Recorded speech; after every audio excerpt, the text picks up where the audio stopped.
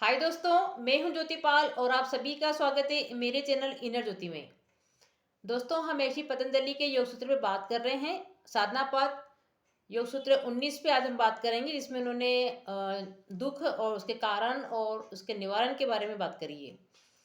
जैसा कि आप जानते हैं कि हम अपने स्वरूप को जानने के लिए एक मार्गदर्शन के लिए यो महर्षि पतंजलि के योग सूत्र पे हम बात कर रहे हैं, उसको समझने की कोशिश कर रहे हैं ताकि एक रास्ता हमको दिखाई दे दोस्तों, और हम उस राह पे चलें। और उसमें क्या क्या परेशानियाँ आती है, क्या क्या चीज़ें अगर हमारे माइंड में पहले से सेट रहेगा तो हम रुकेंगे नहीं, घबराएंगे नहीं। हमको पता रहेगा कि किस रास्ते पे क्या होगा, कहाँ कहाँ पे कमजोरियाँ आएगी। तो ये एक बहुत बड़ा मार्गदर्शन दे रही है हमको। पतंजलि योग से जो हम पढ़ रहे हैं, ये हमको बहुत बड़ा मार्गदर्शन दे रहे हैं। तो जैसा कि हमने बात कर ली थी, हमको महर्षि पतंजलि जी ने बताया था कि क्लेश क्या है, उसके परिणाम क्या होते हैं। ठीक है, क्रियापाद में हमने देखा था क्या क्या क्रिया हमको करना चाहिए। तो कहीं ना कहीं हमारे दिमाग में ये चित्र होना चाहिए कि हमारा लक्ष्य जो है अपने आप को जानने का है, पहचानने का है। ठीक है, तो अब वो बता रहे हैं कि अगर हमको ये चीज़ पता होगा, हमारे अनुभव से हमको पता होगा कि संसार में दुख है। क्यों दुख है? क्योंकि कहने कि हम संसार से क्या होते हैं, रिलेटेड होते हैं, उसमें हमारी आसक्ति होती है। आपने देखा होगा कि जब पड़ोस में कोई मरता है तब हमको कोई फर्क नहीं पड़ता है, लेकिन हमारे घर में अगर किसी की मृत्यु हो जाती है तो हमको फर्क जरूर पड़ता है। और वो जितना ज़्यादा हमारे से क्लोज रहता है उतना ज़्यादा हमको फर्क पड़ता है। तो ऐसा क्यों हो रहा है? अगर मरना बुरी बात होती तो कहीं पे भी अगर कोई घटना घटती मृत्यु की तो सभी को दुख होता, लेकिन वो दुख सबको तो नहीं होता है दोस्तों। इसका मतलब कहने का कुछ ना कुछ कारण तो है ना, हम इसमें चिंतन तो करें। तो मतलब ये जो घटना घटी है ये सबके लिए दुख का कारण नहीं बन रही है, पर्टिकुलर उस व्यक्ति के लिए दुख का कारण बन रही है जिसके कारण उसका जीवन चलता था, जो उसके जीवन में था, जिसके कारण उसकी दुनिया बनती थी। तो वो कहीं ना कहीं अपनी दुनिया के अंदर ही है। और आपको ये भी पता है कि सारी चीज़ें टेम्पररी होती है। तो जैसा कि मैंने आपको बताया कि उन्होंने एक बहुत ही महत्वपूर्ण बात हमको बताई है कि एक होता है आपका दृष्टा और एक होता है आपका दृश्य। दृष्टा मतलब देखने वाला, दृश्य मतलब जो दिखाई दे रहा है। तो जो दृष्टा होता है वही आपकी जीव आत्मा है, जो आपके अंदर जीव है वही सब चीज़ों को देखता है। और उसको दिखाने का काम कौन कर रहा है? उसको दिखाने का काम कर रही है बुद्धि। और बुद्धि किन के बेस पे देख रही है? ये पांच जो ज्ञान इंद्रियां होती है उन्हीं के बेस पे बुद्धि जो है चित्र बनाती है ना। उसी से आप कोई भी घटना घटती है, आप उसी से उस चीज़ को इंटरप्रेट करते हैं, मतलब आप उसको समझते हैं, आप उसकी व्याख्या करते हैं। तो डिपेंड करता है कि आपकी बुद्धि किस ढंग से काम कर रही है। तो अगर हमको इस चीज़ का पता पड़ जाए कि ये जो इंद्रियां होती है इन्हीं के वशीभूत होके बुद्धि हमें कोई चीज़ दिखाती है और उसी को हम देखते हैं, और उसको देख के ही हमारे अंदर जो भाव उत्पन्न होते हैं, ठीक है, तो वो भाव से ही हमारे अंदर दुख पैदा होता है, क्योंकि सारी चीज़ें टेम्पररी है। हमको ये नहीं पता आज हमारे बच्चे हमारे साथ रहेंगे कि रहेंगे, कल के साथ कुछ हो नहीं जाए, हमारे मम्मी पापा के साथ कुछ नहीं हो जाए, हमारे भाई बहनों के साथ कुछ नहीं हो जाए। कहीं ना कहीं सभी लोग हर चीज़ से डरे हुए हैं कि हमारे घर पे कोई आपत्ति नहीं आ जाए, हमारा जो सोर्स ऑफ इनकम है उसमें कुछ कटौती ना हो जाए, उसमें कुछ घटना ना घट जाए ऐसी कि हम को अन्य की समस्या खड़ी हो जाए। मतलब कहीं ना कहीं हम अपने यहाँ से रिलेटेड ही हैं हर समस्या के लिए।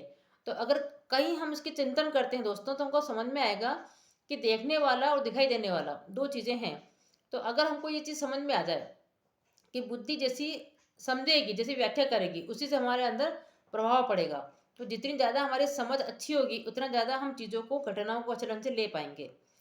तो हमको अगर ये चीज़ समझ में आ जाए कि इसी घटना को मैं इस ढंग से भी सोच सकता हूँ, इसी घटना को मैं इस रूप में भी देख सकता हूँ, तो कहीं ना कहीं उस दुख का निवारण भी तो होगा। ठीक है, दुख है, दुख के कारण भी है। क्यों है? क्योंकि सब चीज़ें टेम्पररी है। और आप अपने असली स्वरूप से जानते नहीं हैं, उससे परिचित नहीं है, अपने असली स्वरूप को आप जानते नहीं, परिचित नहीं है दोस्तों। इसके कारण क्या होता है? आप टेम्पररी चीज़ों से जुड़ते हैं। ठीक है, तो जो नित्य है उसको आप समझ नहीं रहे हैं। आप जो है अनित्य को नित्य समझे जा रहे हैं। जैसे उन्होंने कहा था ना कि अहंकार, अस्मिता के कारण क्या क्या होता है।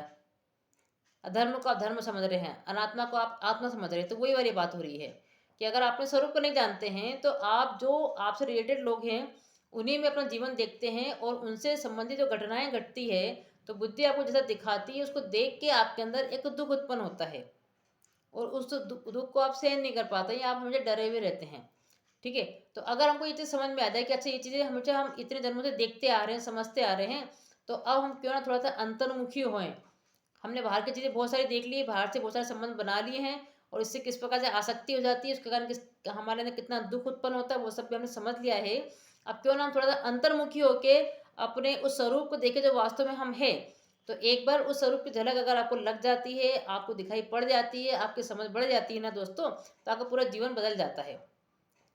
तो कहीं न कहीं महर्षि पतंजलि जी यही कह रहे हैं कि आपको अपनी समझ बढ़ानी है।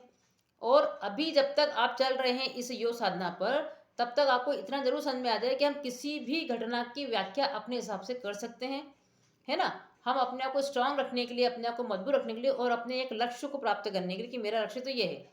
हम कहीं न कहीं थोड़ा-थोड़ा प्रैक्टिस करें कि हम इस मोह-माया से थोड़ा-सा दूरी बनाएँ। इस चीज़ को समझें, मतलब कि हर चीज़ टेम्परेरी है, ये कोई मेरी नहीं होगी ये।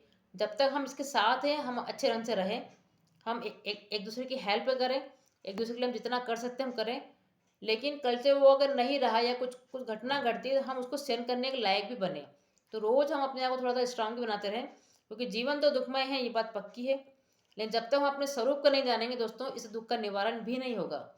तो दुःख का निवारण अगर करना है, तो अपने स्वरूप को जानना ज़रूरी है, और स्वरूप को जानने के लिए आपको योग साधना करना भी ज़रूरी है। जब तक आप वहाँ तक नहीं पहुँचेंगे, तब तक आप इन चीज़ों को नहीं समझेंगे। लेकिन स्टार्टिंग हमको ये चीज़ एटलीस्ट समझ में तो है ना कि हाँ यार, ज्ञान इंद्रियाँ जो होती है, इसी से डेवलप होके हमारी जो है बुद्धि जो है हमें किसी चीज़ को बताती है। अब कोई घटना घटती है, कोई एक उसको काफ़ी ईज़िली ले लेता है, कोई दूसरा काफ़ी उसको मन में ले लेता है। ठीक है, एक ही घटना अगर 2 लोगों के साथ घटती है, तो कोई उसको ईज़िली रूप में लेके भूल जाता है, जबकि दूसरा उसको नहीं भूल पाता है। तो ये कहीं न कहीं हमारे अंदर की बुद्धि ही तो है, कि हमारी समझ जितनी होगी, हम उसके हिसाब से उसको इंटरप्रेट करेंगे। तो हमारी जो समझने की, व्याख्या करने की जो आदत है, उसको हम थोड़ा-सा डेवलप कर सकते हैं, और अपने आप को खुश रखने के लिए हम कहीं न कहीं उसको बदल भी सकते हैं। तो कहीं न कहीं हमारा कमांड अपने पर भी आता है, कि कोई भी दुःख आएगा तो हम उसको अपने हिसाब से उसकी व्याख्या कर सकने में सक्षम होंगे। तो हमें किसी और के पास नहीं जाना पड़ेगा। तो जितनी हमारी समझ बढ़ेगी, जितना हमारा विवेक जागेगा दोस्तों, उतना हमारा डर भी कम होगा, हम निर्भय बनेंगे, और जीवन का जो असली स्वरूप है उसको जानने में हम एक कदम आगे बढ़ेंगे। और खुदा ना खास्ता अगर हम उस चीज़ को जान जाते हैं, फिर तो हमारे जीवन में आनंद ही आनंद है। उसके बाद तो कुछ चीज़ बचती नहीं है, जिसको पाने के लिए हम आगे बढ़ रहे हैं, वही हमारा मेन लक्ष्य है। तो हमें इन्हीं जीवन में नहीं रुक जाना है।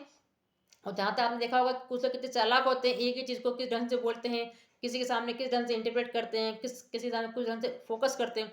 तो वहाँ वो सिर्फ दुनियादारी को ही निभा रहे हैं। इस दुनिया में रह के शरीर के भोगों को भोगने के लिए ही वो सब चालाकी दिखा रहे हैं। वो चालाकी इतने काम में नहीं आती। लेकिन अगर आपकी बुद्धि, आपके विवेक अगर जागता है, तो आपको मालूम पड़ता है इससे भी आगे दुनिया है, और मेन दुनिया तो वो है। तो जब ये समझ बढ़ती है, उसके बाद जो विवेक आपका जागता है ना दोस्तों, उसमें फिर आपका आनंद है, उसमें फिर आपका कमांड अपने पर हो जाता है। तो आप किसी के ऊपर डिपेंडेंट नहीं होते हैं, और दुःख फिर आपके पास नहीं आता है। तो इस चीज़ों का ज़रा चिंतन करें और उसको अपने प्रैक्टिस में लाएँ। जो भी घटना घटती है या जो हमारी बुद्धियों को दिखाती है, हम उसको बदल के भी देख सकते हैं, उसका फ़ोकस हम चेंज भी कर सकते हैं, कि जो चीज़ हमको परेशान कर रही है, उसको हम दूसरे रूप में भी देख सकते हैं। अगर ये समझ हमारे अंदर आ गई है दोस्तों, तो कोई न कहीं हमको कोई न कोई की मिल गई है, जिससे हम अपना कमांड अपने ऊपर रख सकते हैं। किसी दूसरे पर हम निर्भर ना होके अपना कमांड अपने ऊपर खुद रखें। ठीक है? तो यही बात पतंजलि जी बोल रहे हैं, यही समझा रहे हैं, लेकिन मेनली वो ये बताना चाहते हैं कि जीव आत्मा होती है जो कि देखता है, दृष्टा है, और बुद्धि जो है उसको दिखाती है। तो जीव आत्मा बुद्धि की इन्होंने यहाँ पर बात करी है। ठीक है दोस्तों, आज के लिए इतना बहुत है, और आप बने रहे चैनल पे, देखते रहें, इसका लाभ उठाते रहें, और इसको लाइक करें, शेयर करें और सब्सक्राइब जरूर करें। Thank you so much.